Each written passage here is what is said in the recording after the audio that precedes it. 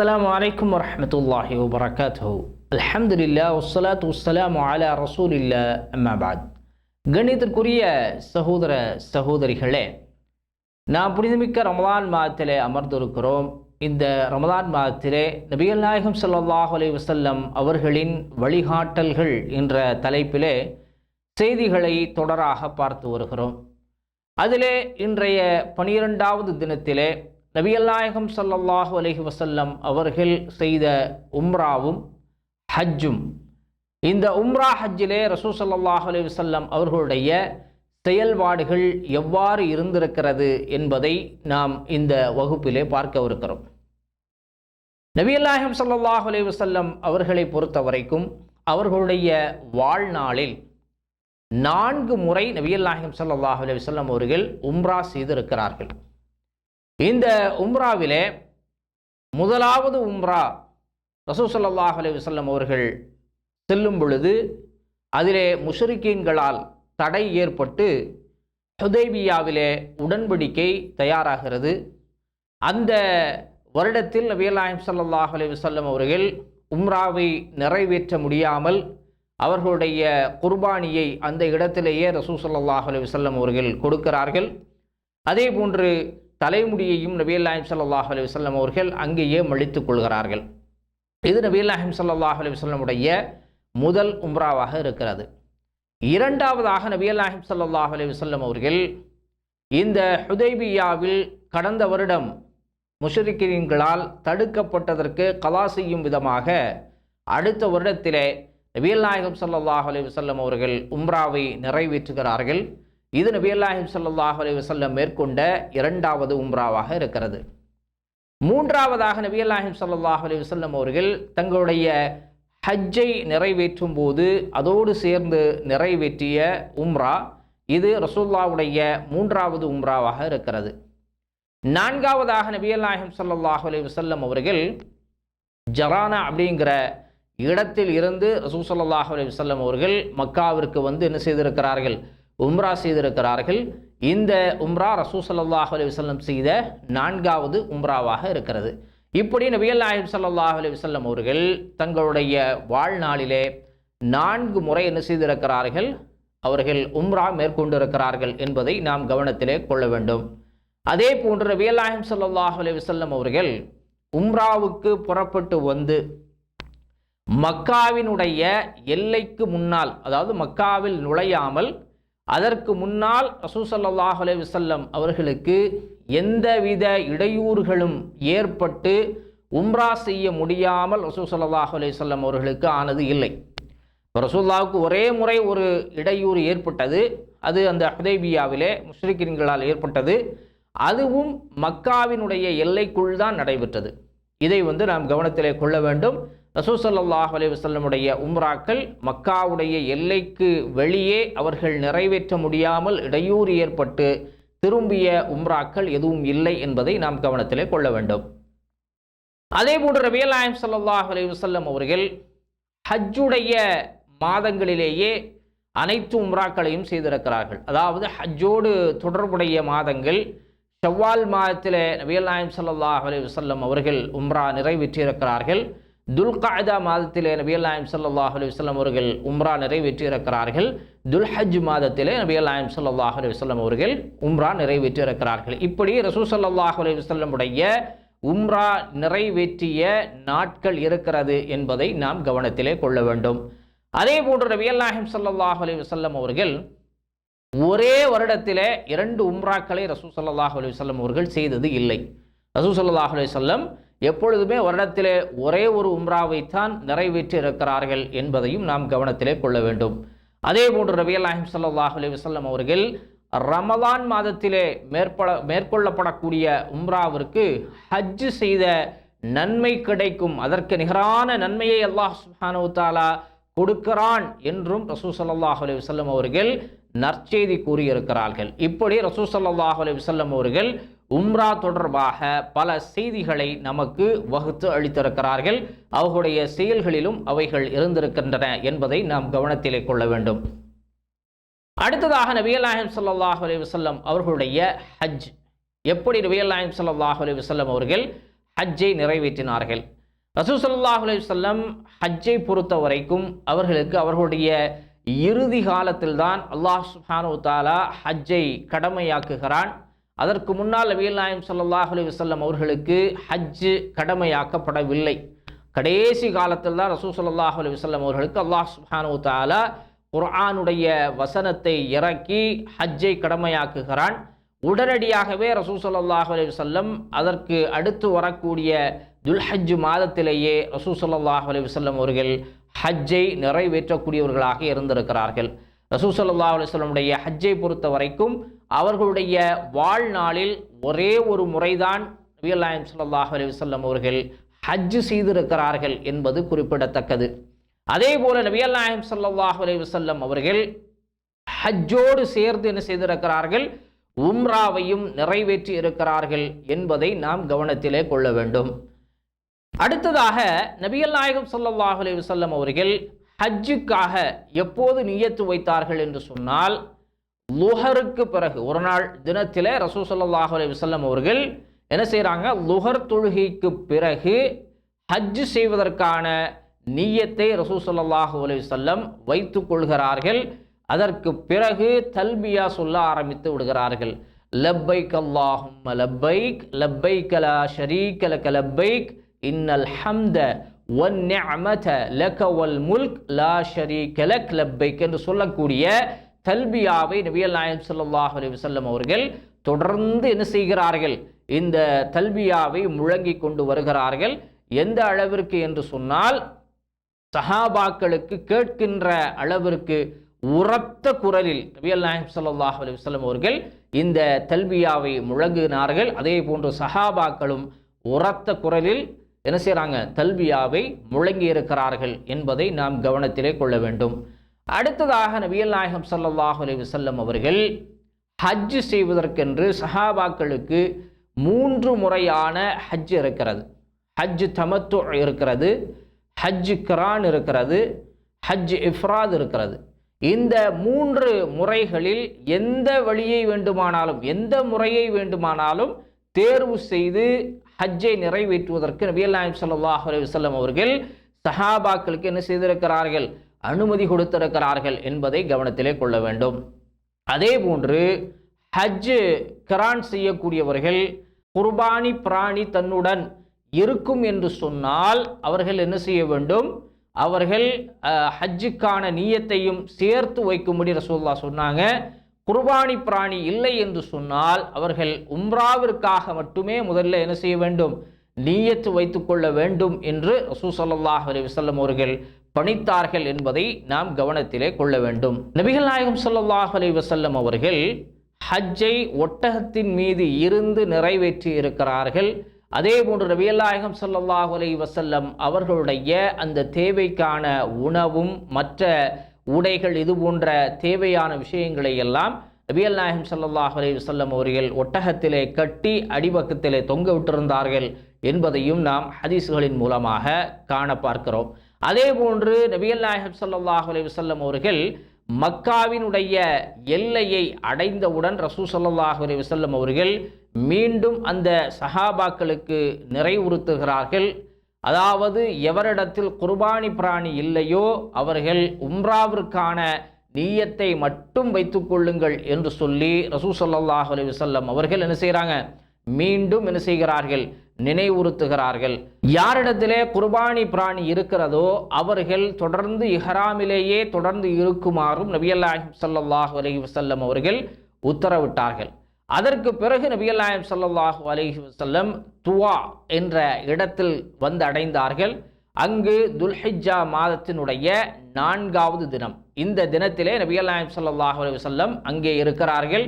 அங்கு ரசூல் ஸல்லல்லாஹு அலைஹி வஸல்லம் இரவை கழித்தார்கள். அதற்கு பிறகு அங்கு சுபஹ் தொழுகையை நிறைவேற்றிவிட்டு அங்கு அவர்களுடைய தேவைகளை எல்லாம் பூர்த்தி செய்துவிட்டு அதற்கு பிறகு நபிகள் நாயகம் ஸல்லல்லாஹு அலைஹி வஸல்லம் அவர்கள் மஸ்ஜிதுல் ஹராமிலே ரசூல் ஸல்லல்லாஹு அலைஹி வஸல்லம் பிரவேசிக்கிறார்கள்.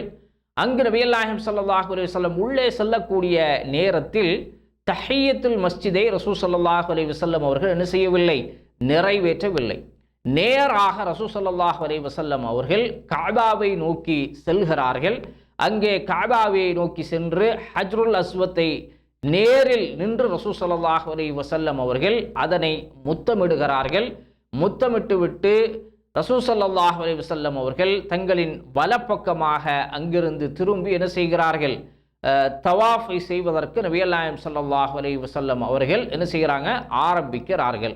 அதே போன்று நபிகள் நாயகம் ஸல்லல்லாஹு அலைஹி வஸல்லம் அவர்கள் ஒவ்வொரு முறையும் என்ன செய்கிறாங்க, ஹஜ்ருல் அஸ்வத்தை அடையும் பொழுது என்ன செய்கிறாங்க அப்படின்னா, தங்களுடைய கைத்தடியின் மேல் பாகம் வளைந்திருக்கக்கூடிய அந்த பாகத்தை ஹஜ்ருல் அஸ்வத்தை தொட்டு அந்த கம்பை நபிகள் நாயகம் ஸல்லல்லாஹு அலைஹி வஸல்லம் என்ன செஞ்சாங்க, முத்தமிட்டார்கள். இப்படி ரசூல் ஸல்லல்லாஹு அலைஹி வஸல்லமுடைய தவாஃப் இருந்தது.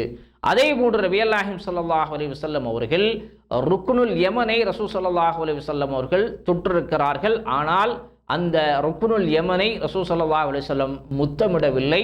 அதே போன்று அதை தொட்ட அந்த கையையும் நபிகள் நாயகம் ஸல்லல்லாஹு அலைஹி வஸல்லம் அவர்கள் முத்தமிடவில்லை என்பதை நாம் கவனத்திலே கொள்ள வேண்டும். அதே போன்று இந்த கஅபாவினுடைய 4 மூலைகள், அதாவது ஒவ்வொரு மூலையையும் குறிக்கக்கூடியதாக இருக்கிறது. இதன் அடிப்படையிலே கிழக்கு திசையிலே இருக்கக்கூடிய மூலைக்கு ருக்னு ஷர்கி என்று சொல்லப்படுகிறது.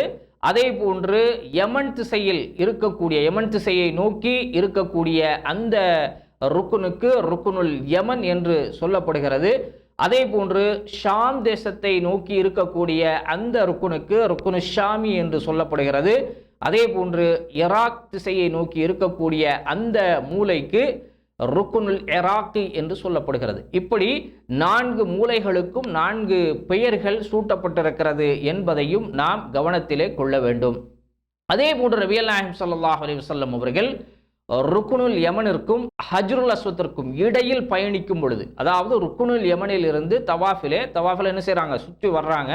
சுற்றி வரும்போது ருக்குனுல் யமனில் இருந்து ஹஜ்ருல் அஸ்வத் வரும் வரைக்கும் நபிகள் நாயகம் ஸல்லல்லாஹு அலைஹி வஸல்லம் அவர்கள் அதற்கு இடைப்பட்ட பகுதியில் ரப்பனா ஆத்தினா ஃபித் துன்யா ஹஸனா வ ஃபில் ஆখিরাতি ஹஸனதன் வகினா அதாபன்னார் என்று சொல்லக்கூடிய இந்த துஆவை ரசூல் ஸல்லல்லாஹு அலைஹி வஸல்லம் அவர்கள் செய்து வந்திருக்கிறார்கள் என்பதை நாம் கவனத்திலே கொள்ள வேண்டும். அதே போன்று நபிகள் நாயகம் ஸல்லல்லாஹு அலைஹி வஸல்லம் அவர்கள் முதல் 3 சுற்றுகளிலே, அதாவது தவாஃப் செய்யக்கூடிய நேரத்தில் முதல் 3இல் நபிகள் நாயகம் ஸல்லல்லாஹு அலைஹி வஸல்லம் அவர்கள் ஹஜ்ருல் அஸ்வத்தில் இருந்து ருக்குனுல் யமன் அதுவருடைய எல்லை வரைக்கும் முதல் 3இலே என்ன செய்திருக்கிறார்கள், ரமல் செய்திருக்கிறார்கள். அதாவது தொங்கோட்டம் ஓடி இருக்கிறார்கள் நபிகள் நாயகம் ஸல்லல்லாஹு அலைஹி வஸல்லம் அவர்கள்.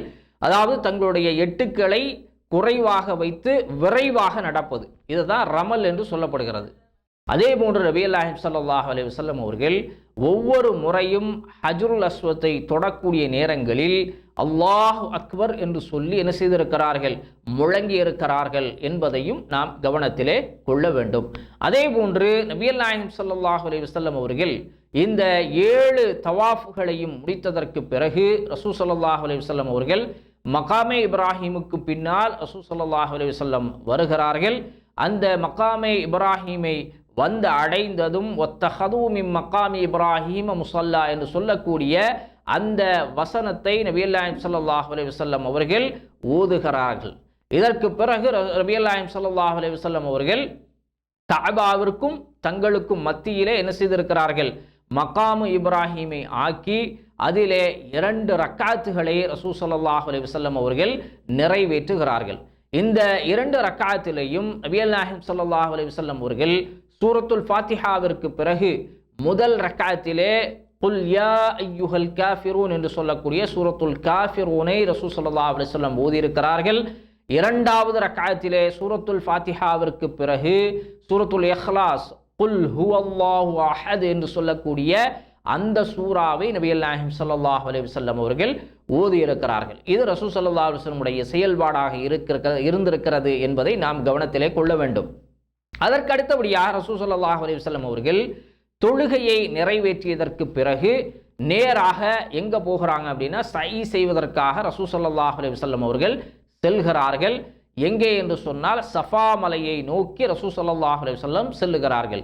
அந்த சஃபா மலையை நெருங்கக்கூடிய நேரத்திலே இன்ன ஸஃபா வல் மர்வத மின் ஷஆயிரில்லாஹ் என்று சொல்லக்கூடிய இந்த வசனத்தை நபிகள் நாயகம் ஸல்லல்லாஹு அலைஹி வஸல்லம் அவர்கள் ஓதிக்கொண்டே என்ன செய்கிறார்கள், சஃபா மலையை நோக்கி செல்கிறார்கள். அங்கே ஏறக்கூடிய அந்த நேரத்திலே நபிகள் நாயகம் ஸல்லல்லாஹு அலைஹி வஸல்லம் அவர்கள் அல்லாஹ் சுப்ஹானஹு தஆலா எதை கொண்டு ஆரம்பித்தானோ அதை கொண்டே நான் ஆரம்பம் செய்கிறேன் என்று சொல்லி நபிகள் நாயகம் ஸல்லல்லாஹு அலைஹி வஸல்லம் அவர்கள் சஃபா மலையின் சஃபா குன்றின் மீது ரசூல் ஸல்லல்லாஹு அலைஹி வஸல்லம் அவர்கள் ஏறுகிறார்கள். கஅபாவை நோக்கி தங்களுடைய முகத்தை என்ன செய்கிறார்கள், திருப்பிக் கொள்கிறார்கள். கஅபாவை பார்த்து ரசூல் ஸல்லல்லாஹு அலைஹி வஸல்லம் நிற்கிறார்கள். தங்களுடைய இரண்டு கைகளையும் நபிகள் நாயகம் ஸல்லல்லாஹு அலைஹி வஸல்லம் உயர்த்தி ரசூல் ஸல்லல்லாஹு அலைஹி வஸல்லம் லா இலாஹ இல்லல்லாஹு வஹ்தஹு லா ஷரீக லஹுல் முல்கு வ லஹுல் ஹம்து வ ஹுவ அலா குல்லி ஷைஇன் கதீர் லா இலாஹ இல்லல்லாஹு வஹ்த அன்ஜஸ வஅத வ நஸர அப்த வஹ்ஸமல் அஹ்ஸாப வஹ்த என்று சொல்லக்கூடிய இந்த திக்ரை ரசூல் ஸல்லல்லாஹு அலைஹி வஸல்லம் அவர்கள் 3 முறை, அதாவது இந்த கஅபாவின் அந்த குன்றின் மீது நின்று, சஃபா குன்றின் மீது நின்று கஅபாவை நோக்கி ரசூல் ஸல்லல்லாஹு அலைஹி வஸல்லம் அவர்கள் 3 முறை என்ன செய்கிறார்கள், இந்த திக்ரை செய்கிறார்கள். இப்படி இந்த திக்ரை செய்யக்கூடிய நேரத்தில் முதலாவதாக ரசூல் ஸல்லல்லாஹு அலைஹி வஸல்லம் அவர்கள் திக்ரை செய்து முடித்ததும் என்ன செய்கிறாங்க, நீண்ட நேரம் துஆ செய்யக்கூடியவர்களாக இருக்கிறார்கள். அதற்கு பிறகு திக்ரை சொல்லுகிறார்கள். அதற்கு பிறகு என்ன செய்கிறார்கள், துஆ செய்கிறார்கள். அதற்கு பிறகு திக்ரு செய்கிறார்கள். அதற்கு பிறகு என்ன செய்கிறாங்க, உடனடியாக அந்த சஃபா குன்றிலிருந்து இறங்கி ரசூல் ஸல்லல்லாஹு அலைஹி வஸல்லம் அவர்கள் மர்வாவை நோக்கி என்ன செய்கிறார்கள், பிரயாணப்படுகிறார்கள். இப்படி மர்வாவிற்கு செல்லக்கூடிய நேரத்திலே நபிகள் நாயகம் ஸல்லல்லாஹு அலைஹி வஸல்லம் அவர்கள் நடந்து செல்கிறார்கள். ஒரு குறிப்பிட்ட ஏரியாவை, அதாவது ஒரு குறிப்பிட்ட பகுதிக்கு வந்ததும் நபிகள் நாயகம் ஸல்லல்லாஹு அலைஹி வஸல்லம் அவர்கள் ஓடக்கூடியவர்களாக இருந்திருக்கிறார்கள். இப்போ அந்த பகுதியை பார்த்தோம் அப்படின்னு சொன்னால், இன்றைக்கு நம்ம கஅபாவிற்கு மக்காவிற்கு சென்றால் ஒரு பச்சை விளக்கு வைத்திருப்பார்கள். பச்சை கலரில் என்ன செஞ்சிருப்பாங்க, லைட்டு போட்டு வச்சுருப்பாங்க ஒரு குறிப்பிட்ட பகுதி. அந்த பகுதி தான் ரசூல் ஸல்லல்லாஹு அலைஹி வஸல்லம் அவர்கள் ஓடிய பகுதி. அந்த பகுதியிலே யாரெல்லாம் உம்ரா நிறைவேற்றுகிறார்களோ அவர்கள் என்ன செய்ய வேண்டும், சை செய்யக்கூடிய நேரத்திலே ஓட வேண்டும். இப்படி நபிகள் நாயகம் ஸல்லல்லாஹு அலைஹி வஸல்லம் அவர்கள் மர்வாவை அடைகிறார்கள். மர்வாவின் மீது நபிகள் நாயகம் ஸல்லல்லாஹு அலைஹி வஸல்லம் அந்த குன்றின் மீது ஏறி எப்படி சஃபாவிலே இருந்தார்களோ அதே போன்று கஅபாவை முன்னோக்கி தங்களுடைய கைகளை உயர்த்தி அங்கே என்ன திக்ரை செய்தார்களோ அதே திக்ரை 3 முறை இங்கேயும் ரசூல் ஸல்லல்லாஹு அலைஹி வஸல்லம் அவர்கள் செய்கிறார்கள். ஒவ்வொரு திக்ருக்கும் நடுவிலும் ரசூல் ஸல்லல்லாஹு அலைஹி வஸல்லம் அவர்கள் துஆ செய்கிறார்கள். இப்படி ரசூல் ஸல்லல்லாஹு அலைஹி வஸல்லம் உடைய சஈனுடைய செயல்பாடுகள் இருக்கிறது. இப்படி ரசூல் ஸல்லல்லாஹு அலைஹி வஸல்லம் அவர்கள் அடுத்தபடியாக அங்கே மர்வாவிலே முடித்துவிட்டு அங்கிருந்து சஃபாவிற்கு வருகிறார்கள். இப்படி ரசூல் ஸல்லல்லாஹு அலைஹி வஸல்லம் முதலிலே நடந்து செல்லக்கூடியவர்களாக இருந்தாலும் கூட்ட நெரிசல் மக்கள் அதிகரித்த போது ரசூல் ஸல்லல்லாஹு அலைஹி வஸல்லம் என்ன செய்கிறாங்க, ஒட்டகத்தில் ஏறி என்ன செய்திருக்கிறார்கள், சையை நிறைவேற்றியிருக்கிறார்கள் என்பதையும் நாம் கவனத்திலே கொள்ள வேண்டும். அதற்கு அடுத்ததாக நபிகள் நாயகம் ஸல்லல்லாஹு அலைஹி வஸல்லம் அவர்கள் சையை எங்கே முடிக்கிறார்கள் என்று சொன்னால் மர்வாவிலே முடித்துக் கொள்கிறார்கள். அதாவது சஃபாவிலே ஆரம்பித்து மர்வாவிலே சையை முடிப்பது தான் ரசூல் ஸல்லல்லாஹு அலைஹி வஸல்லம் உடைய வழியாக இருந்திருக்கிறது. அதற்கு பிறகு நபிகள் நாயகம் ஸல்லல்லாஹு அலைஹி வஸல்லம் அவர்கள் குர்பானி யாரிடத்தில் இல்லையோ, அதாவது குர்பானிக்குண்டான ஆடுகள் யாரிடத்தில் இல்லையோ அந்த மக்கள், அதாவது எந்த வகை ஹஜ் செய்யக்கூடியவர்கள் என்று சொன்னால் ஹஜ் கிரான், அதே போன்று முஃப்ரித், ஹஜ் முஃப்ரித் செய்யக்கூடிய அந்த மக்கள் 2 பேருக்கும் ரசூல் ஸல்லல்லாஹு அலைஹி வஸல்லம் என்ன செய்கிறாங்க, இஹ்ராமை களைந்து விடும்படி கட்டளையிடுகிறார்கள். என்ன சொல்கிறாங்க, அதாவது குர்பானி பிராணி இல்லாதவர்கள், அதாவது தமத்துவை பொறுத்த வரைக்கும் எப்படி தான், அது நார்மலாகவே என்னதான் உம்ரா தனியாக செய்ய வேண்டும், அதற்கு பிறகு ஹஜ் செய்ய வேண்டும். இந்த இஃப்ராதை பொறுத்த வரைக்கும் இவங்க என்னதான் தனியாக என்ன செய்வாங்க, ஹஜ்ஜுக்கு தான் டைரக்டாக வருவார்கள். அப்படிப்பட்ட நிலை தான் இருக்கும். கிரானை பொறுத்த வரைக்கும் குர்பானி பிராணி இருக்கும் பட்சத்தில் எப்படி இருக்கணும், அப்படி தொடராக அப்படியே என்ன செஞ்சிடணும், இஹ்ராத்தை களையாமல் அப்படியே இருந்து விட வேண்டும். அப்போ இந்த நிலையில் நபிகள் நாயகம் ஸல்லல்லாஹு அலைஹி வஸல்லம் அவர்கள் யாரிடத்திலெல்லாம் குர்பானி பிராணி இல்லையோ அவர்களை ரசூல் ஸல்லல்லாஹு அலைஹி வஸல்லம் அவர்கள் இஹ்ராமை களையும்படி என்ன செய்கிறாங்க, சொல்லிக் கொள்ளுகிறார்கள். அதே போன்று முடியை மழித்து கொள்ளும்படியும் ரசூல் ஸல்லல்லாஹு அலைஹி வஸல்லம் அவர்கள் கட்டளை இடுகிறார்கள். இது ரபியல் நாயகம் ஸல்லல்லாஹு அலைஹி வஸல்லமுடைய வழிகாட்டுதலாக இருந்திருக்கிறது என்பதை நாம் கவனத்திலே கொள்ள வேண்டும். அதற்கு பிறகு நபியல் நாயகம் ஸல்லல்லாஹு அலைஹி வஸல்லம் அவர்கள் கடமைகளை எல்லாம் நிறைவேற்றியதற்கு பிறகு என்ன செய்கிறாங்க அப்படின்னு சொன்னால், துல்ஹஜ் மாதத்தினுடைய 8ஆம் நாள் மக்காவில் வைத்து ஹஜ்ஜுக்காக என்ன செய்கிறாங்க, மீண்டும் என்ன செய்கிறார்கள், யாரெல்லாம் இஹ்ராமை களைந்தார்களோ அந்த மக்களுக்கெல்லாம் மீண்டும் இஹ்ராமை அணியும்படி ரசூல் ஸல்லல்லாஹு அலைஹி வஸல்லம் அவர்கள் கட்டளை இடுகிறார்கள். இதை பொறுத்த வரைக்கும் ஹஜ் தமத்து என்று சொல்லக்கூடியவர்கள் யார் ஹஜ் தமத்துடைய நியத்தில் இருக்கிறார்களோ அவர்கள் நார்மலாகவே என்ன செய்ய வேண்டும், அவர்கள் இஹ்ராமை களைந்து விடுவார்கள். அவர்கள் துல்ஹஜ் மாதத்தினுடைய 8வது தினத்திலே மக்காவிலே அவர்கள் எந்த இடத்துல பிரவேசித்திருக்கிறார்களோ அந்த இடத்திலிருந்தே என்ன செய்ய வேண்டும், அவர்கள் இஹ்ராம் அணிய வேண்டும். அதே போன்று ஹஜ் கிரான் செய்தவர்கள், அதனுடைய நியத்திலே இருந்தவர்கள், யாரிடத்தில் குர்பானி பிராணி இல்லையோ அவர்களும் என்ன செஞ்சிருப்பாங்க, இஹ்ராமை களைந்திருப்பார்கள். அவர்களும் திரும்ப என்ன செய்ய வேண்டும், ஹஜ்ஜுக்காக நியத் வைத்து அவர்கள் இஹ்ராம் அணிந்து கொள்ள வேண்டும். ஆனால் நபியல் நாயகம் ஸல்லல்லாஹு அலைஹி வஸல்லம் அவர்கள் எப்படி தான் இருந்தாங்க, இஹ்ராமை களையாமல் என்ன செய்திருந்தார்கள், ஒரே இஹ்ராமிலேயே உம்ராவையும் ஹஜ்ஜையும் நிறைவேற்றக்கூடியவர்களாக இருந்தார்கள். ஏனென்று சொன்னால் நபியல் நாயகம் ஸல்லல்லாஹு அலைஹி வஸல்லம் இடத்திலே குர்பானி பிராணி இருந்தது. ரசூல் ஸல்லல்லாஹு அலைஹி வஸல்லம் அவர்கள் நிறைவேற்றிய ஹஜ் கிரானாக இருந்தது. அப்போ இந்த நிலையில் ரசூல் ஸல்லல்லாஹு அலைஹி வஸல்லம் சொல்கிறாங்க, அதாவது என்னிடத்திலும் குர்பானி பிராணி இல்லை என்று சொன்னால், நான் எடுத்து வரவில்லை என்று சொன்னால் நானும் என்ன செய்திருப்பேன், உம்ராவிற்காக மட்டும்தான் என்ன செய்திருப்பேன், நியத்து வைத்திருப்பேன் என்று சொல்லி ரசூல் ஸல்லல்லாஹு அலைஹி வஸல்லம் சொல்லுகிறார்கள். அப்போ இதெல்லாம் ரசூல் ஸல்லல்லாஹு அலைஹி வஸல்லம் அவர்களுடைய வழிகாட்டலாக இருக்கிறது என்பதை நாம் கவனத்திலே கொள்ள வேண்டும். அதற்கு அடுத்ததாக நபியல் நாயகம் ஸல்லல்லாஹு அலைஹி வஸல்லம் அவர்கள் அந்த இஹ்ராமை விலக்கி கொண்டு மொட்டை அடித்தவர்கள் யாரெல்லாம் முடியை முழுவதுமாக மழித்து கொண்டார்களோ அவர்களுக்கு 3 முறை ரசூல் ஸல்லல்லாஹு அலைஹி வஸல்லம் துஆ செய்யக்கூடியவர்களாக இருந்தார்கள். யாரெல்லாம் முடியை குறைத்து கொண்டார்களோ அவர்களுக்கு நபியல் நாயகம் ஸல்லல்லாஹு அலைஹி வஸல்லம் அவர்கள் 1 முறை துஆ செய்யக்கூடியவர்களாக இருந்தார்கள் என்பதையும் நாம் கவனத்திலே கொள்ள வேண்டும். அதற்கு பிறகு நபியல் நாயகம் ஸல்லல்லாஹு அலைஹி வஸல்லம் அவர்கள் மக்காவிலே தங்கியிருந்த அந்த காலகட்டத்திலே ரசூல் ஸல்லல்லாஹு அலைஹி வஸல்லம் அவர்கள் துல்ஹஜ் மாதத்தினுடைய 8ஆம் நாள் வரைக்கும் என்னதான் செய்தாங்க, வெளியே தங்கியிருந்தார்கள். அதாவது மினாவுக்கு செல்லாமல் ஹஜ்ஜிலே தங்கியிருந்தார்கள். அங்கே நபியல் நாயகம் ஸல்லல்லாஹு அலைஹி வஸல்லம் அவர்கள் தொழுகையை என்ன செய்தார்கள், சுருக்கி தொழக்கூடியவர்களாக ரசூல் ஸல்லல்லாஹு அலைஹி வஸல்லம் இருந்திருக்கிறார்கள். அதாவது லுஹர் தொழுகை, அஸர் தொழுகையை எல்லாம் கஸ்ர் செய்யக்கூடியவர்களாக ரசூல் ஸல்லல்லாஹு அலைஹி வஸல்லம் அவர்கள் இருந்திருக்கிறார்கள் என்பதையும் நாம் கவனத்திலே கொள்ள வேண்டும். அதே போன்று நபியல் நாயகம் ஸல்லல்லாஹு அலைஹி வஸல்லம் அவர்கள் 8ஆம் நாளினுடைய காலையிலே யௌமு தர்வியாவிலே ரசூல் ஸல்லல்லாஹு அலைஹி வஸல்லம் அவர்கள் மினாவை நோக்கி புறப்படுகிறார்கள். அப்போது நபியல் நாயகம் ஸல்லல்லாஹு அலைஹி வஸல்லம் அவர்கள் மறுபடியும் என்ன செய்கிறாங்க, நினைவூட்டுறாங்க மக்களுக்கு, யாரெல்லாம் இஹ்ராமை களைந்து கொண்டீர்களோ அவர்களெல்லாம் என்ன செய்யுங்கள், இஹ்ராமை அணிந்து கொள்ளுங்கள் என்று சொல்லி ரசூல் ஸல்லல்லாஹு அலைஹி வஸல்லம் அவர்கள் என்ன செய்கிறாங்க, அவர்களுக்கு நினைவூட்டக்கூடியவர்களாக இருந்திருக்கிறார்கள். அதே போன்று நபியல் நாயகம் ஸல்லல்லாஹு அலைஹி வஸல்லம் அவர்கள் மினாவை சென்று அடைந்ததும், அதாவது எங்கே தங்கி இருக்கிறாங்களோ அங்கே இருந்து ரசூலுல்லாஹ் என்ன செய்கிறாங்க, மினாவுக்கு புறப்பட்டு செல்லுகிறார்கள்.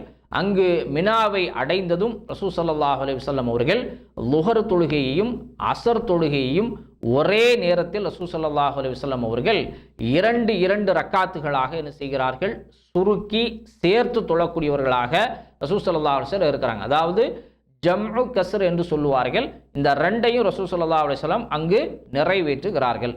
அதற்கு பிறகு நபியல் நாயகம் ஸல்லல்லாஹு அலைஹி வஸல்லம் அவர்கள் 8வது தினத்தில் ரசூல் ஸல்லல்லாஹு அலைஹி வஸல்லம் மினாவிலே என்ன இருக்கிறார்கள், இரவு கழிக்கிறார்கள். இந்த இரவுலே நபியல் நாயகம் ஸல்லல்லாஹு அலைஹி வஸல்லம் முழுவதுமாக என்ன செய்கிறாங்க, ஓய்வெடுக்கக்கூடியவர்களாக இருக்கிறார்கள். அடுத்த நாள் அதாவது 9வது தினத்தினுடைய காலையில், அதாவது சூரிய உதயத்திற்கு பிறகு ரசூல் ஸல்லல்லாஹு அலைஹி வஸல்லம் அவர்கள் என்ன செய்கிறாங்க, அரஃபாவுக்கு புறப்பட்டு செல்கிறார்கள். இருந்தாலும் நபியல் நாயகம் ஸல்லல்லாஹு அலைஹி வஸல்லம் அவர்கள் என்ன சொல்கிறாங்க அப்படின்னா, சில பலகீனமானவர்களுக்கு ரசூல் ஸல்லல்லாஹு அலைஹி வஸல்லம் ஃபஜ்ருக்கு முன்னாடியே நீங்கள் என்ன செய்யுங்க, அரஃபாவுக்கு சென்று விடுங்கள் என்ற அனுமதியையும் ரசூல் ஸல்லல்லாஹு அலைஹி வஸல்லம் வழங்கி இருக்கிறார்கள். அப்போ இப்படி நபியல் நாயகம் ஸல்லல்லாஹு அலைஹி வஸல்லம் அவர்கள் இந்த அரஃபாவிற்கு செல்லக்கூடிய நேரத்தில் சஹாபாக்களிலே நபித்தோழர்களிலே சிலர் என்ன செய்கிறாங்க அப்படின்னு சொல்லி சொன்னால் தல்பியா சொல்லுகிறார்கள். சப்தமாக என்ன செய்கிறாங்க? தல்பியா சொல்லுகிறார்கள். சில பேர் என்ன செய்கிறாங்க அப்படின்னா தக்பீர் சொல்லுகிறார்கள். அப்போ இந்த இரண்டையும் ரசூல் ஸல்லல்லாஹு அலைஹி வஸல்லம் அவர்கள் செவியேற்றார்கள்.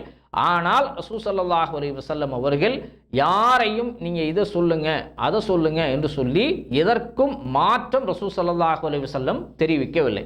அதாவது தல்பியா தான் இந்த நாளில் சொல்லணும், தக்பீர் தான் இந்த நாளில் சொல்லணும் அப்படிங்கிற எந்த ஒரு பணிப்பையும் ரசூல் ஸல்லல்லாஹு அலைஹி வஸல்லம் அவர்கள் அவர்களிடத்திலே ஏற்படுத்தவில்லை என்பதை நாம் கவனத்திலே கொள்ள வேண்டும். அதற்கு பிறகு நபிகள் நாயகம் ஸல்லல்லாஹு அலைஹி வஸல்லம் அவர்கள் அரஃபாவுக்கு அருகிலே அரஃபாவுக்கு செல்லக்கூடிய நேரத்தில் நமிரா என்று சொல்லக்கூடிய ஒரு கிராமத்தில் ரசூல் ஸல்லல்லாஹு அலைஹி வஸல்லம் அவர்களுக்கு கூடாரம் அமைக்கப்பட்டிருந்தது. அந்த கூடாரத்திலே நபிகள் நாயகம் ஸல்லல்லாஹு அலைஹி வஸல்லம் இறங்கி அமர்ந்து கொண்டார்கள். எதுவரைக்கும் என்று சொன்னால் சூரியன் உச்சி சாயிற வரைக்கும் ரசூல் ஸல்லல்லாஹு அலைஹி வஸல்லம் அங்கே இருக்கிறார்கள். அதற்கு பிறகு உச்சி சாய்ந்ததற்கு பிறகு நபிகள் நாயகம் ஸல்லல்லாஹு அலைஹி வஸல்லம் அவர்கள் அவர்களுடைய ஒட்டகமான கஸ்வாவை ரசூல் ஸல்லல்லாஹு அலைஹி வஸல்லம் தயார் செய்யும்படி சொல்லுகிறார்கள். அது அவர்களுக்காக தயார் செய்யப்படுகிறது. அதிலே ஏறி நபிகள் நாயகம் ஸல்லல்லாஹு அலைஹி வஸல்லம் அவர்கள் அரஃபா மைதானத்தை நோக்கி பயணிக்கக்கூடியவர்களாக இருந்தார்கள் என்பதையும் நாம் கவனத்திலே கொள்ள வேண்டும். இதற்கு பிறகு நபிகள் நாயகம் ஸல்லல்லாஹு அலைஹி வஸல்லம் அவர்கள் எப்படி அந்த அரஃபாவிலே தங்களுடைய செயல்பாடுகளை அமைத்து கொண்டார்கள், அந்த அரஃபாவிலே மக்களுக்கு எத்தகைய செய்திகளை எல்லாம் பிரகடனப்படுத்தினார்கள் என்பதையெல்லாம் இன்ஷா அல்லாஹ் நாளைய வகுப்பிலே நாம் தொடராக காண்போம். நாம் எந்த செய்திகளை கேட்டோமோ அதன் அடிப்படையிலே நம்முடைய வாழ்க்கையை நாம் அமைத்துக் கொள்ள வேண்டும். அதற்குரிய தௌஃபீக் வல்ல ரஹ்மான் நம் அனைவருக்கும் வழங்குவானாக. வாஹிர் தவானா அல்ஹம்துலில்லாஹி ரப்பில் ஆலமீன். அஸ்ஸலாமு அலைக்கும் வரஹ்மத்துல்லாஹி வபரகாத்துஹு.